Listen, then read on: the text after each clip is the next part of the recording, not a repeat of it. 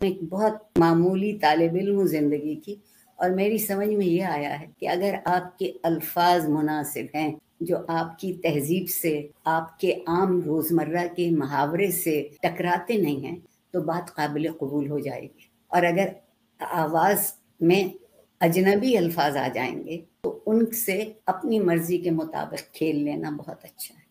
آپ دیکھ لیجئے کہ عورتیں بے حد صحیح بات کرتی ہوں، اپنے حق کی بہت صحیح بات کرتی ہوں، زندگی میں کچھ حق ان کو بھی ہو کہ ان کی زندگی کیسے گزرے۔ میں اور آپ تو خوش نصیب ہیں، بڑے شہروں میں رہتے ہیں، پڑھے لکھے گھروں میں پیدا ہو گئے، یہ خوش نصیبی ہے، اس میں کوئی ہماری کوشش نہیں تھی۔ لیکن اکثریت خواتین کی وہ ہے جو زندگی میں بے حساب محنت اور کوشش کرتی ہیں، اور ان کی زندگی میں معافی چاہتی ہوں جانوروں سے بھی بدتر گزرتی ہے۔ آپ اپنے گھر کی دودھ دینے والی بھینس کو اتنا نہیں مارتے۔ بات صرف یہ ہوتی ہے کہ جو انسان ہے وہ محسوس بھی کرتا ہے، وہ سوچتا، اور رسمی تعلیم بہت بڑی چیز ہے، مگر یاد رکھیے زندگی بھی بہت علم دیتی ہے، تجربہ بہت علم دیتا ہے۔ آپ جس معاشرے میں زندہ ہیں اس کا برتاؤ، اس کا طور طریقہ آپ کو زندہ رکھتا ہے۔